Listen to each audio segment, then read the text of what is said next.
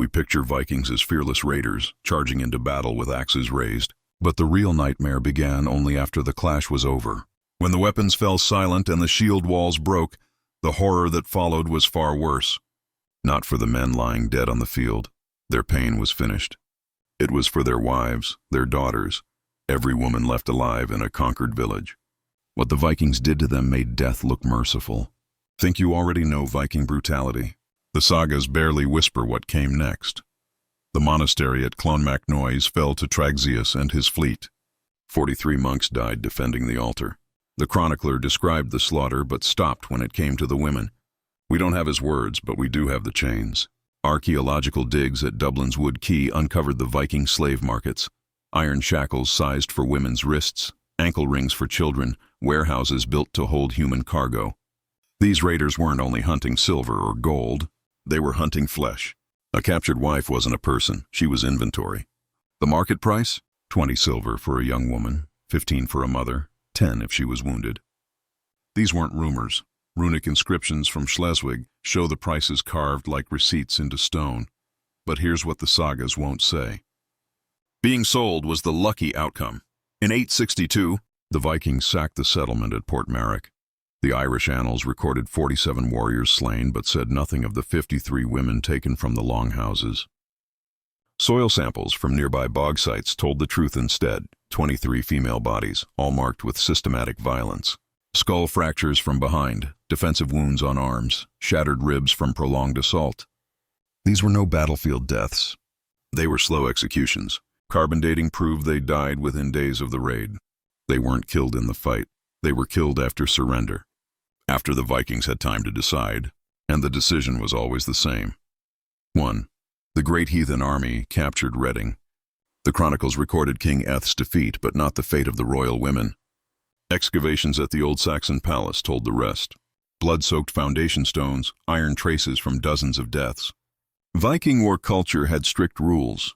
The wife of a slain warrior became the property of his killer. Not a servant, a wife.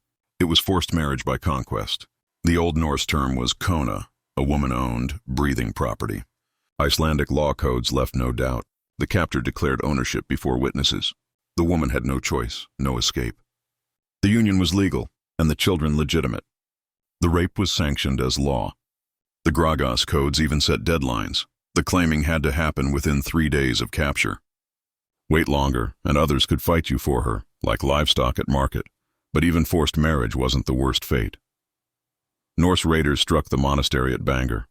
The annals recorded its destruction, but not what came after. Archaeological evidence from similar sites revealed ritual burn layers filled with female bones, arranged in deliberate patterns. Viking funeral rites demanded sacrifice. When a great warrior died, his treasures burned with him, his weapons, his horses, and his women. Ibn Fadlan saw it himself on the Volga in 921. He described the ritual rape and murder of a slave girl at her master's funeral pyre. One account, but archaeology proves it was widespread.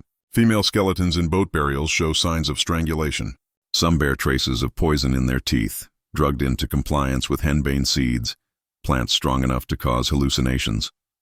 The women went to their deaths seeing visions. Perhaps that was mercy, or perhaps it was worse. 07. The great army wintered at Thetford. The English chronicles recorded the usual: cattle stolen, churches burned. They didn't mention what happened inside the camp. But the trash heaps did. Infant bones, dozens of them, all showing deliberate killing. These weren't stillbirths, they were murders. The unwanted children of Viking raiders and their captives, killed with quick, practiced blows to the skull. This wasn't rage. It was procedure. Viking law was clear. If the mother was a slave, the child was a slave. If the mother was property, so was the child. But a child too small to work was worthless. And so the child died. Economics disguised as culture. The Domesday Book shows the practice lasted into Norman times. Villages in Yorkshire carried gaps where women should have been. And those gaps aligned with Viking settlement maps. Coincidence? Not when you dig up the bones. Repton. The winter camp of 873-874. Mass graves tell the story. 249 skeletons carefully arranged. Only 63 were female. The numbers never add up. Women don't simply vanish unless they're shipped elsewhere. Isotope testing on female skeletons revealed the truth. These women weren't local. They came from Ireland, Scotland, Wales, lands raided and stripped of their people. The ones buried in graves were the fortunate few, claimed by disease or childbirth. Natural deaths. The unlucky ones disappeared into the slave networks. Dublin during the Viking Age wasn't just a bustling port, it was a hub of human trafficking. Ships arrived constantly with new captives.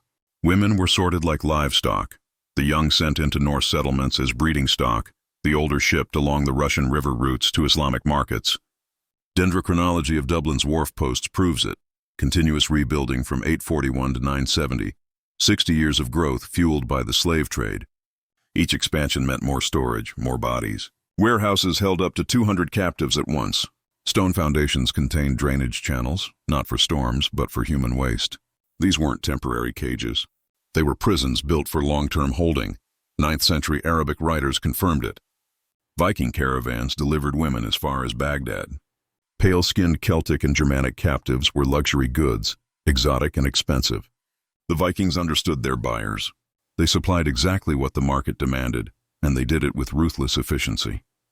The eastern routes stretched through Novgorod and Kiev, 1,000 miles down the Dnieper River. Ship manifests carved into rune stones listed human beings beside furs and amber, 20 women per vessel, the standard load. Yet even this wasn't the worst fate. Not slavery, not forced marriage, not ritual sacrifice. Something darker waited for women who resisted. In 914, Irish forces recaptured Dublin from the Norse. The annals of the Four Masters celebrated the victory, but kept silent about what lay beyond the walls. Excavations uncovered execution pits, stone-lined holes designed for prolonged torment. Inside, skeletons showed brutal patterns, shattered legs to prevent escape, broken arms to stop self-destruction. These women were forced to remain alive while they wasted away. The pits measured 6 feet deep, 3 feet wide, too small to lie flat, too shallow to stand. Victims perished in a crouch over days, sometimes weeks. Law codes of the time spelled out the punishment for a slave who struck her master: burial alive. But this was no quick burial. The pits allowed air but denied freedom. Death came from thirst, starvation, or exposure. Soil analysis around the Dublin pits proved it. Decomposition stretched out over time. These women died slowly, by careful design. There were variations. Some pits were filled with sharp stones. Others held standing water.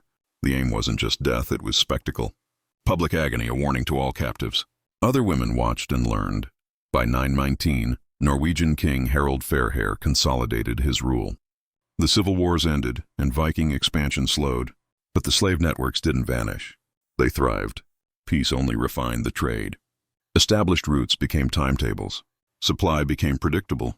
Merchants could promise delivery dates for human cargo, as if people were no different from silver or fur. Byzantine records exposed the scale of the trade. The Rus-Byzantine Treaty of 944 listed human beings in cold commercial terms. Women carried the highest value. Pregnant women were discounted. Children under 10, almost worthless. It was a market with categories and prices, not people. In 937 came the last great Viking raid on Ireland, ending at the Battle of Brunanburh. 5 kingdoms united and crushed the Norse. Victory was decisive. But what they uncovered in the baggage trains redefined medieval warfare. Portable breeding pens, iron frames designed to confine captives during transport, chains fitted for children, mobile slave markets that traveled with the army. These contraptions weren't makeshift brutality. They were engineered for efficiency. The pens could hold 12 adults or 20 children, locked into iron rings anchored to wooden beams. The wear patterns show heavy, constant use. War wasn't only about territory, it was about harvesting people. Women weren't byproducts of raids. They were the goal. The Viking economy was built on female labor, forced labor. Archaeology confirms it. Every major settlement held facilities for captives. Every port contained processing centers. The infrastructure was everywhere, hiding in plain sight. In 954, Eric Bloodaxe fell at Stainmore. The last Viking kingdom in England collapsed. Yet the networks of slavery didn't end. Christian rulers simply inherited them. They didn't dismantle, they rebranded. Monastic ledgers suddenly filled with indentured servants, contracts that were anything but voluntary. Viking slaves simply became Christian property. The names changed. The reality stayed the same. By 966, Harold Hardrada's defeat at Stamford Bridge closed the Viking Age in England. But the ground still whispered its secrets. Mass graves of women dated to these defeats show systematic executions. When Viking power crumbled, their women were silenced. At Repton, a burial sealed in 986 contained 236 women, everyone killed with brutal precision. Yet isotope analysis revealed something shocking. These weren't foreign captives. They were Norse themselves, wives and daughters executed by their own people. As English armies advanced, Viking settlers faced the same terror they had once inflicted. Fathers killed daughters, husbands killed wives. They knew too well what awaited captured women. The evidence proved it wasn't chaos. Soil cores showed the killing stretched over several days. This was deliberate elimination, not panic. One skull told the most chilling detail, a runic message carved after death. "I'm better this way." The victim was a girl, barely 12 to 14, born in Norway, brought to England as a child, slain by her own family. Even in murder, someone had to leave a justification. The law itself codified the violence. Iceland's Gragas codes spelled out procedures for claiming women. The captor declared ownership publicly before 3 witnesses. The woman's will didn't matter. Even suicide wasn't escape. If she killed herself, her family owed the captor 40 silver marks. A dead girl was considered stolen property, worth more than most men could earn in a year. In 978, Ethelred became King of England. His very first decree addressed Viking slave trading, not to abolish it, but to tax it. Customs records from London list duties: 5 silver coins per woman, 2 per child. The English weren't horrified by the trade. They envied its profits. Maritime archaeology confirms the industrial scale. Shipwrecks show vessels designed specifically for human transport: ventilation shafts, water storage, holds for weeks at sea. These weren't accidental slavers. They were purpose-built. One massive wreck could have carried 80 women in chains. Timber analysis dated it to 912. Burn scars proved it sank in fire, 80 lives erased below deck. Yet resistance existed. Some women fought back in ways the chronicles never admit. In 923, a name appeared in Frankish records: Gunnhild, a freed Norse captive turned raider. She had lived the brutality. She understood Viking tactics, and she turned them against her oppressors. For 7 years she led attacks, destroying 12 Viking camps, freeing hundreds of captives. Her methods were merciless. Surprise assaults, no prisoners. Her final raid struck the slave market at Rouen. Contemporary accounts describe the execution of 47 Viking traders. The method was always the same: castration first, then bleeding out. Gunnhild vanished from the records after 930, but burn layers uncovered in Viking sites along the Seine match her era. Someone was hunting Vikings with precision, someone who knew exactly how to hurt them. The practice didn't die with Scandinavia. Norman chronicles in the 11th century describe identical customs in conquered England. William's knights were granted land with all chattels, and women were listed beside grain and livestock. The Domesday Book recorded it systematically. Archaeological digs at Norman castles reveal the grim infrastructure: stone holding cells built for women, iron barred, windowless, some crammed with 30 captives at a time. Bone evidence from castle middens shows infant mortality approaching 100%. The children of forced unions rarely lived beyond birth. This wasn't neglect, it was policy. Mixed-blood infants were living proof of rape. Proof created liability. Harold Godwinson fell at Hastings. England collapsed into Norman hands, but the conquest followed Viking blueprints exactly. Saxon women were systematically seized, forced into marriages with Norman knights. The law reshaped rape into wedlock. Chroniclers, with chilling detachment, described it as civilizing Saxon blood. Modern language strips away the euphemism. It was ethnic cleansing through sexual violence. The paperwork reveals the economics.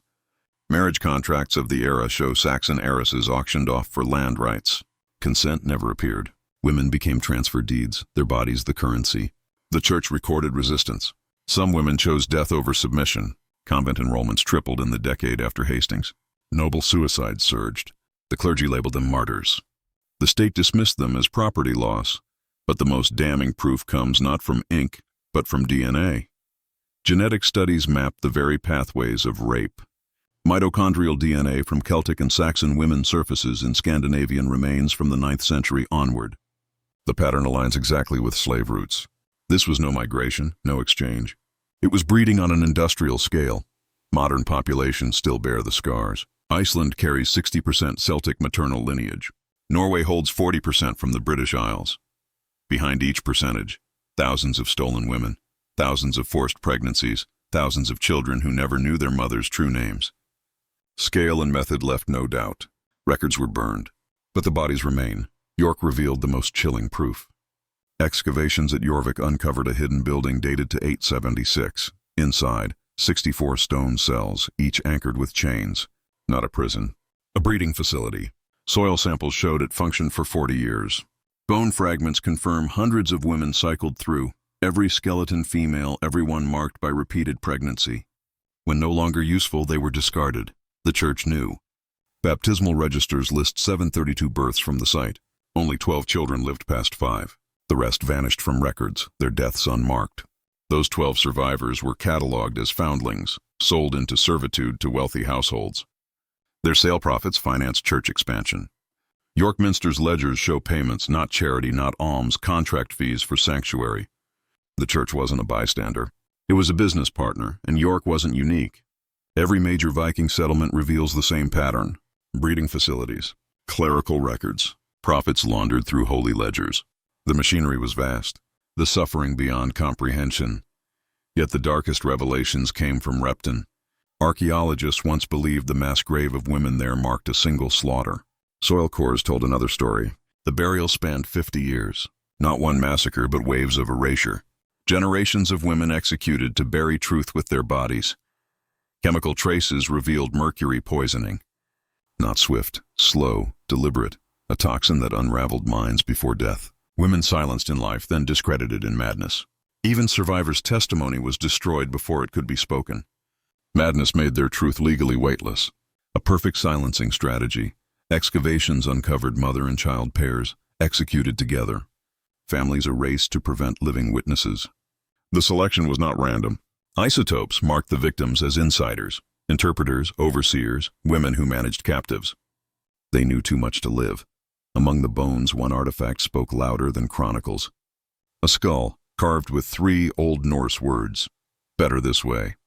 In the middle of mass killing, someone had paused to justify murder. They knew what awaited captured wives. They chose annihilation instead.